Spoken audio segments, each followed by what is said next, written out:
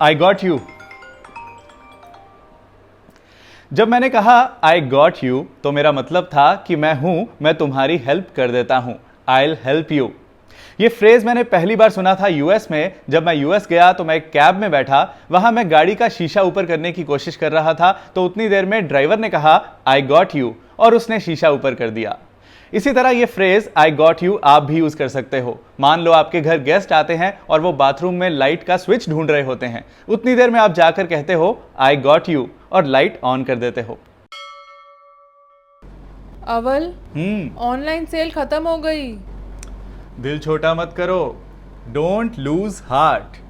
Don't lose heart मतलब दिल छोटा मत करो, उदास मत हो, निराश मत हो।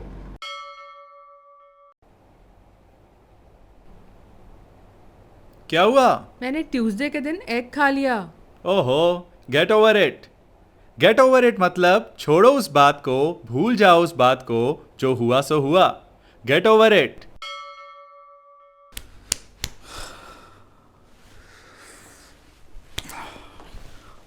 Why are you so worked up? Why are you so worked up? Worked up का मतलब होता है रेस्टलेस होना, बेचैन होना, बौखलाए हुए होना, अपसेट होना। Why are you so worked up?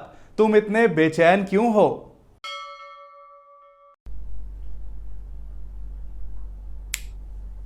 तुमने सबके सामने मेरी नाक कटवा दी। You made me lose face in front of everyone. Though she is tired, she is working. दो का मतलब है हालांकि। हालांकि ये थकी हुई है फिर भी काम कर रही है। Though she is tired, she is working.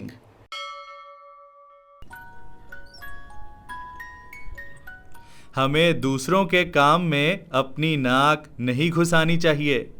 We should not poke our nose into someone's business.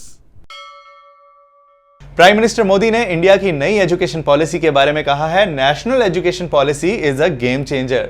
Game changer का मतलब क्या है, इसे ध्यान से सुनना, क्योंकि ऐसे वर्ड्स आपकी वोकैबुलरी एनहांस करते हैं और साथ ही साथ आपकी स्पोकन इंग्लिश में इंप्रूवमेंट लाते हैं, उसमें वैरायटी लाते हैं। गेम चेंजर मतलब वो चीज जो गेम बदल दे, गेम चेंज कर दे, गेम पलट दे। इसे ज्यादातर पॉजिटिव तरीके में यूज किया जाता है, जैसे कि अगर आप कहो this job is a game changer for me, यानी ये जॉब मेरे लिए गेम चेंजर है, इसने मेरी लाइफ सेट कर दी है। अगर ये जॉब ना होती तो मेरी लाइफ की गेम वैसे ही चलती रहती जैसे चल रही थी, पर इसने मेरी गेम चेंज कर दी। प्राइम मिनिस्टर मोदी ने कहा है no claims made of any bias in education policy. सबसे पहले देखते हैं बायस का मतलब क्या है। बायस मतलब पार्शियलिटी, किसी एक को फेवर कर देना, किसी एक को इग्नोर कर देना, किसी एक का पक्ष ले लेना, किसी दूसरे को छोड़ देना। सो उन्होंने कहा no claims made of any bias, यानी किसी ने भी ऐसे कोई क्लेम्स नहीं करे हैं, ऐसे कोई दावे नहीं करे हैं, ऐसे कोई सवाल नहीं उठाए हैं कि आपने एजुकेशन पॉलिसी में बायस कर दिया, पार्शियलिटी कर दी, फेवरेटिज्म कर दिया, पक्षपात कर दिया, कि स्टूडेंट्स का सोचा तो टीचर्स को छोड़ दिया, स्कूल्स का सोचा तो कॉलेजेस को छोड़ दिया, गवर्नमेंट इंस्टीट्यूशंस का सोचा तो प्राइवेट वालों को छोड़ दिया। ऐसा कोई बायस नहीं किया और ना ही ऐसा किसी ने दावा किया। पीएम ने पुरानी एजुकेशन पॉलिसी की एक कमी बताई कि उसमें interest ability mapping was not considered, यानी स्टूडेंट्स का इंटरेस्ट क्या है, क्या पसंद है उनकी एबिलिटी क्या है, क्या योग्यता है उनमें, क्या काबिलियत है उनमें, उसकी मैपिंग करना कंसिडर नहीं किया गया था, उसे ध्यान में नहीं रखा गया था, उसका ख्याल नहीं रखा गया था। लेकिन मैपिंग का मतलब क्या है? मैपिंग मतलब मैच करना, कि तुम्हारा ये इंटरेस्ट है, तुम्हें ये करना चाहिए, तुम में ये काबिलियत है, तुम्हें ये करना चाहिए, वो होता है मैपिंग करना, मैच कर लेना। पीएम ने कहा national education policy 2020 presents a holistic view of education. Holistic का मीनिंग मैंने आपको लास्ट लेसन में बताया था, याद है क्या? होलिस्टिक व्यू मतलब 360 डिग्रीज व्यू, जिसमें हर चीज का ख्याल रखा गया हो, हर चीज को देखा गया हो, कुछ भी मिस ना किया गया हो। ऐसी पॉलिसी बना के लाए हैं। पीएम ने एजुकेशन पॉलिसी की बात करते हुए बताया have given autonomy to many institutions. कई इंस्टीट्यूशंस को उन्होंने ऑटोनॉमी दी है, गवर्नमेंट ने ऑटोनॉमी दी है। लेकिन ऑटोनॉमी का मतलब क्या है? ऑटोनॉमी मतलब इंडिपेंडेंस, फ्रीडम। यूनिवर्सिटीज को, कॉलेजेस को इंडिपेंडेंस दे दी है कि आप अपने रूल्स खुद बना सकते हो, अपना स्ट्रक्चर, अपना सिलेबस खुद बना सकते हो। पीएम ने कहा students have to be shaped into global citizens. Students have to be shaped, इसका मतलब है कि स्टूडेंट्स को ऐसा बनाना होगा, स्टूडेंट्स को ऐसा ढालना होगा ताकि वो ग्लोबल सिटीजन्स बने। ग्लोबल सिटीजन्स का मतलब यहां यह नहीं है कि बिना पासपोर्ट के, बिना वीजा के कहीं भी जा सकें। इसका मतलब है कि उनकी डिग्री ऐसी हो जो दुनिया में कहीं भी मानी जा सके, उन्हें कहीं भी जॉब मिल सके, उनकी सोच ग्लोबल लेवल की हो। एक न्यूज चैनल पर हेडलाइन है, how long can Rhea duck arrest. क्या यहां किसी डक के, बतख के अरेस्ट होने की बात हो रही है? नहीं, अभी बताता हूं डक का मीनिंग क्या है, लेकिन उससे पहले हाउ लॉन्ग। हाउ लॉन्ग मतलब कितना टाइम, कितनी देर। How long do you need, तुम्हें कितना टाइम चाहिए। How long can you hold your breath, तुम कितनी देर तक सांस रोक सकते हो। इसी तरह how long can Rhea duck arrest. Duck का मतलब है बचना। जैसे आपकी तरफ अगर कोई पत्थर फेंकता है तो आप ऐसे करते हो, इसे कहते हैं डक करना। सो इसी तरह how long can Rhea duck arrest मतलब रिया अरेस्ट से कब तक बच सकती है। इसी तरह अगर आप किसी से कोई क्वेश्चन पूछते हो और वो आंसर नहीं देकर बचने की कोशिश करता है तो आप उसे कह सकते हो, don't try to duck my questions, मेरे क्वेश्चन से बचने की कोशिश मत करो। नेक्स्ट हेडलाइन में रिया के बारे में कहा गया है, कॉर्नर्ड इन सुप्रीम कोर्ट।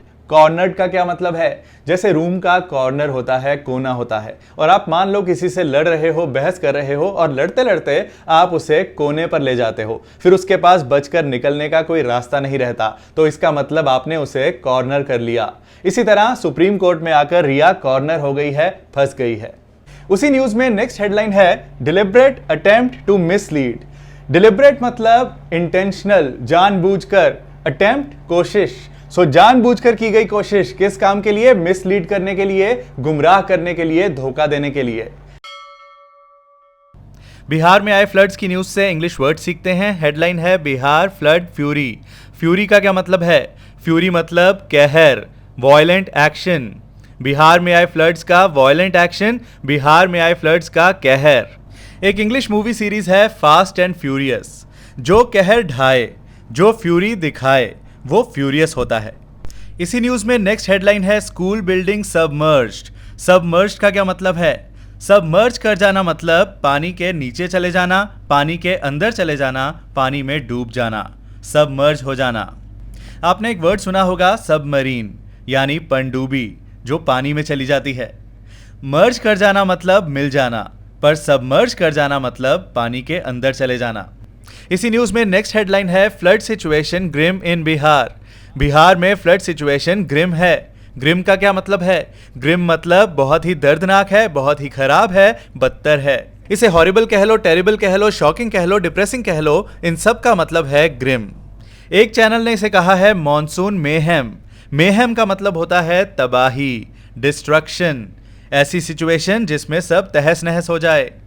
इस मजेदार वीडियो की तरह मेरा फुल स्पोकन इंग्लिश कोर्स भी बहुत अलग है, बहुत खास है, जिसमें मैंने बिल्कुल शुरू से लेकर एडवांस लेवल तक स्टेप बाय स्टेप सिखाया है और बोलने की प्रैक्टिस भी करवाई है। लिंक डिस्क्रिप्शन में मिलेगा, लेकिन वहां जाने से पहले इस वीडियो को लाइक करके जाना, अपने कमेंट्स देकर जाना। All the best.